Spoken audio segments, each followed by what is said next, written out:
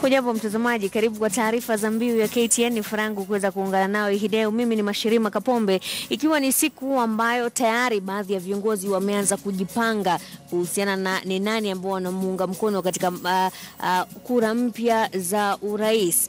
Tayari gavana wa Meru Peter Munya ameweza kutangaza wazi kuwa ataunga mkono muungano wa NASA, haswa Raila Odinga katika kujaribu kunyakua nafasi ya urais katika uchaguzi wa urais, na ni jambo ambalo tutakuwa tunalijadili kwa kina tukiwa naye Daktari Peter Munya ambaye ni mchanganuzi wa masuala ya uongozi, sio tu masuala kuhusiana na gavana wa Meru Peter Munya, lakini pia kimya cha Isaac Ruto ambacho kimeweza kuibua maswali kuhusiana na nafasi yake katika muungano huo. Ni mambo ambayo tutakuwa tunafanya katika sehemu yetu ya mdahalo hii leo. Kwanza tupate vidokezo. Na tunaanza na taarifa hiyo kuhusiana na aliyekuwa gavana wa Meru Peter Munya ambaye ametangaza kuwa chama chake cha PNU kitamuunga mkono kiongozi wa NASA Raila Odinga kwenye uchaguzi ujao wa urais.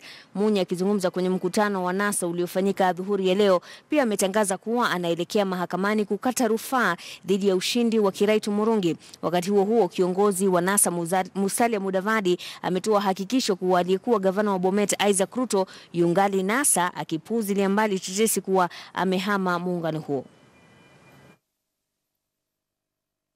I am petitioning the election, and I've already gathered enough evidence, and even NASA gratefully has helped me with some of the information that clearly demonstrates how the election in Meru was stolen.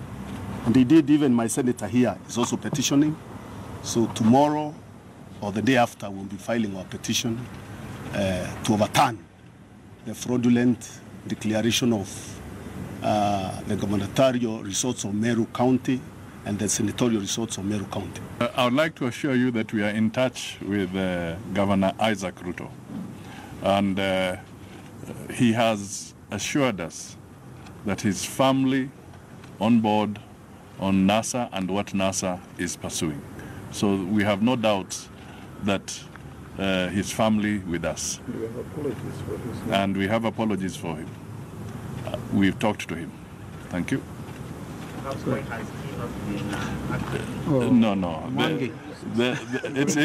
No. You'll be seeing Isaac. I think he's handling a few issues, but you'll be seeing Isaac. Mashirika ya kutetea haki za binadamu chini ya mwavuli wa Kura Yangu Sauti Yangu yamekosoa matamshi ya Rais Uhuru Kenyatta kushambulia taasisi ya mahakama. Aidha, mashirika hayo yamepuuzilia mbali taarifa za waangalizi wa kimataifa waliosema uchaguzi mkuu wa Agosti tarehe 8 ulikuwa huru na wa haki. Elections, as the Chief Justice said in his judgment, is a process. The observers who came from abroad seem to have come here, observed Kenyans queuing orderly, and went back and said this was a fair election. They should have said Kenyans are able to queue, because that was the observation that they made. The election had not ended by the time they were observing that this was a fair election. And we know since 2007, 2013, and this year, that Kenyan elections are not rigged at the polling station anymore. That used to happen in the 90s, when ballot papers used to be stuffed and ballot boxes used to be thrown into rivers. We've moved on. Elections are rigged at the point at which results are being transmitted and tallied in order to determine the final outcome. And we are telling the observers that if they are going to come and observe another election, they have to come here to observe an election, not to observe whether Africans can queue or cannot queue. That one we know we can queue. The observer, particularly the international observation groups, must rethink their standards and measure those standards to internationally recognized benchmarks that have been set for election observation. In fact, the AU itself, for example, has its own declaration on what constitutes free, fair, and credible elections. When they come here a week before the elections, visit a polling station for 5 minutes, and give the entire process that has taken place in that polling station a clean bill of health, they are all not being honest with themselves. Waziri wa elimu Daktari Fred Matiang'i ametangaza kuwa mtihani wa kitaifa wa mwaka huu kwa shule za upili utaanza tarehe 23 mwezi Oktoba.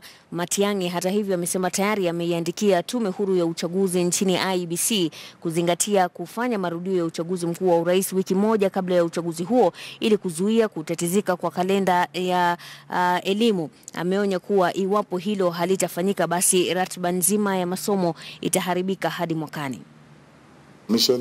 And we have written formally to him to request the commission humbly to consider holding that election a week before the 17th of October, because even if we want to start off on the 23rd, we will need a week or two earlier to ensure that the schools, especially where the practical exams are going to be done and so on, are ready.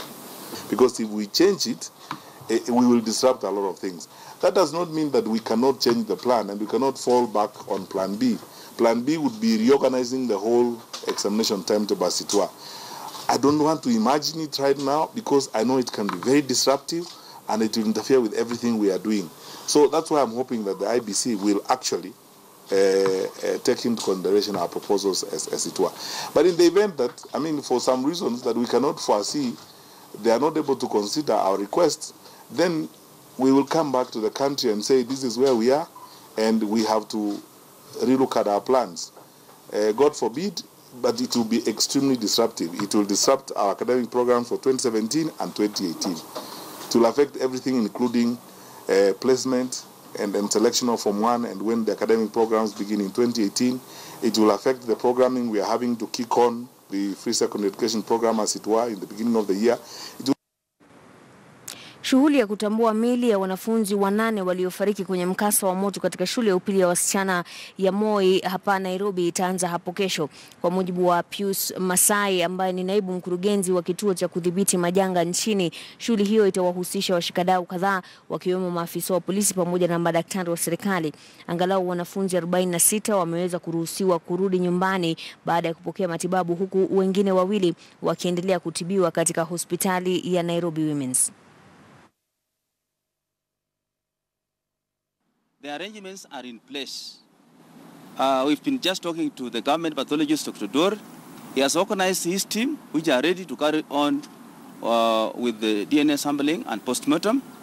But this exercise is not picking on today because of the logistic arrangement of himself and his team. And they have agreed that this exercise will pick up tomorrow, 5th September 2017, starting 0800 hours. We expect that the biological parents, that means the father or the mother of the child, should come for the specimens to be taken. In the event that the mother or the father may have passed on, then the siblings of the deceased, then we can take samples from them. So that's the first step. The second step is that the close relatives, in this case the biological parents, will be required to give a statement which is part of the identification process. So the police officers responsible for those actions will be here to take those statements. The third thing which will happen is that for the bodies which are here, we would expect that the relatives who may know them may have a chance to look at them before the postmortems are done, for purposes again of identification, where that is possible. Where it is not possible, then we will proceed with the postmortem and the identification with the DNA. Katika masuala ya afya, maafisa 92 wa polisi bado wanapokea matibabu katika hospitali mbalimbali kaunti ya Nairobi baada ya kukumbwa na ugonjwa wa kipindupindu. Waziri wa afya Daktari Cleopa Mailu amesema polisi hao walikuwa wamekita kambi katika chuo kikuu cha Multimedia wakisubiri kutumwa katika maeneo tofauti baada ya uamuzi wa mahakama ya juu kuhusu kesi ya kupinga matokeo ya urais. Waliambukizwa maradhi hayo baada ya kula chakula katika hoteli iliyo katika kituo cha polisi cha Nairobi area. Hoteli hiyo tayari imefungwa kwa muda ili kuwezesha uchunguzi zaidi. Is to be able to see the patients who are affected over the weekend, infected after eating food which is suspected to have carried the cholera bacteria. And here in this hospital we have 47 patients. Most of them are people of the police force who are staying at the Multimedia University doing their duties in Nairobi. Indications are that the food they took was at the police canteen at Nairobi, and that could be the source of infection. Investigations are ongoing, and we want to find out whether the food was actually prepared at that canteen or there was an element of outsourcing, because they were feeding quite a number of staff. Rapid tests on the patients have confirmed that actually we are dealing with a case of cholera, but I want to say that the National Public Laboratories will carry out the other tests. I think the 47 patients who are here are stable. Most of them, they are having fewer motions, which is an indication of improvement. None of them is vomiting, which is a very good sign. They are able to retain IV fluids and also when they take orally, and that is good. It shows improvement. We believe in the next 1 day or so, most of them will find their way home. Kwingineko, viongozi wa dini kutoka kaunti za Homa Bay na Migori wameipongeza idara ya mahakama na haswa majaji wa mahakama ya juu kwa hatua waliochukua kwenye kesi ya urais, wakisema kwamba hatua hiyo imefungua mlango kwa wakuu wa idara mbalimbali kufuata mkondo huo wa haki kwa wananchi.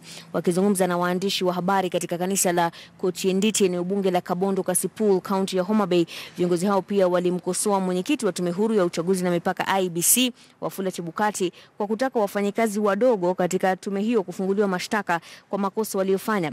Viongozi hao wameitaka tume hiyo kufanya uchunguzi mwafaka na kuwachukulia hatua za kisheria wote wanaodaiwa kuhusika katika kuvuruga uchaguzi mkuu wa urais. All people in opposition who have been given a mandate to make a ruling in Kenya, he should stand as Maraga stood and practice this ethics or this say of Helen G. White, and they stand as Christians. Because of that, we'll maintain peace in Kenya, we'll maintain our dignity, we'll maintain integrity of the country, and peace will prevail. Chebukati was actually, if he means what he was saying, that it is the secretariat, then he would have been the first person to make noise and tell Kenyans that, look, we have inherited a commission where the secretariat are not listening to us and we are afraid they are not going to give you credible elections. But he kept quiet all along, and at the end of the day he starts saying it is the secretariat. That is not the way to go. The way to go is to audit every aspect of elections, beginning from who was the clerk and who was the agent, who never did his job and who did his job properly. Then through that audit and evaluation, we come to say that here is where the mistakes were and here is where the corrections are supposed to be done. Ushapoteza kabisa kura za watu wa jamii ya Gusii, ndio ujumbe wa baadhi ya wanasiasa kutoka kaunti ya Nyamira kwa Rais Uhuru Kenyatta. Wanasiasa hao ambao wengi wao wanafungamana na muungano wa NASA wakiongozwa na gavana wa Nyamira John Nyagarama na seneta Okongo Omogeni wamesema kuwa wameeleza wasiwasi wao kuhusiana na matamshi ya Rais Uhuru Kenyatta kwa kile wanachosema ni kuikosea heshima idara hiyo huru na hasa Jaji Mkuu David Maraga. I'm most dissatisfied with the conduct of His Excellency the President, his deputy, and the Jubilee leadership. And we remind them that in 56 days, tutaonana kwa debe. And we from Nyamira will also be there to ensure that our people cast their votes. They will not seek votes by abusing people who are serving in constitutional offices from that county. We are dismayed by this attack. We say it's unwarranted and most unfortunate that leaders of this country, who are products of the justice movement, the justice, that exists in this country, that they go overboard and they attack the judiciary. In the absence of judiciary, then it means that we shall have anarchy. We are not welcoming this, and we say very strongly from Nyamira that tutaonana kwa debe. Kwingineko, Wakenya wametakiwa kudumisha utulivu wakati taifa linajiandaa kwa marejeleo ya uchaguzi wa urais. Akizungumza kwenye ibada ya wafu eneo bunge la Machakos, mbunge Victor Kioko Munyaka amewataka Wakenya kuweka kando tofauti zao za kikabila kwa kuwa haziwasaidii kama taifa. Daktari Munyaka pia amewataka viongozi wa NASA na Jubilee kuheshimu yoyote atakayetajwa mshindi wakati wa uchaguzi huo. Kwanza ningetaka nishukuru Mwenyezi Mungu kwa sababu ya ile amani iko nchi yetu ya Kenya, hata kutoka uamuzi wa court jana. Ijapokuwa wana Kenya wengi walikuwa wanatarajia matokeo mengine, kwa sababu court ilikuwa na option pia ya kusema kura zihesabiwe tena. Wengi walikuwa wanatarajia kama kulikuwa na shida hata hizo kura zihesabiwe tena, lakini kwa sababu hiyo ni history, tunaomba sasa Mungu asaidie Wakenya wafikirie vizuri. Tukisalia na siasa, wafuasi wa Jubilee katika kaunti ya Kilifi wameahidi kupiga jeki kampeni za kuhakikisha Rais Uhuru Kenyatta anazoa kura nyingi katika kinyang'anyiro kipya cha urais kilichoamrishwa na mahakama ya juu. Zaidi ya wafuasi 300 walikongamana katika hoteli moja mjini Malindi kupanga mikakati ya kampeni hizo. Wakiongozwa na mwanasiasa Peter Ponda ambaye ni kiongozi wa kampeni za Jubilee katika kaunti hiyo, wamesema eneo hilo sio ngome ya NASA kama inavyodaiwa. Aidha, wamefutilia mbali masharti ya NASA kuwa lazima IBC ifanywe mabadiliko iwapo watasimamia uchaguzi huo.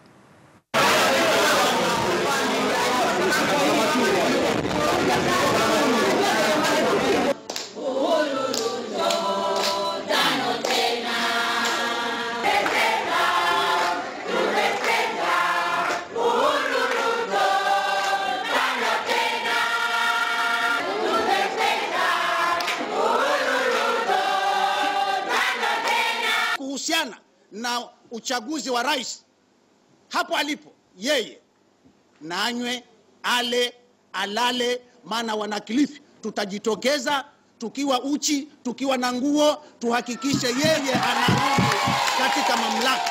Ni nafasi ambayo wana Kilifi Jubilee tutajitoa, tutamuunga mkono Mheshimiwa Uhuru, tutafanya kampeni kufa na kupona, tuhakikishe ya kwamba ile haki ambayo tumeibiwa na watu wa NASA, hususan watu wa ODM katika Kilifi County, itathibitika wakati wa uchaguzi ujao.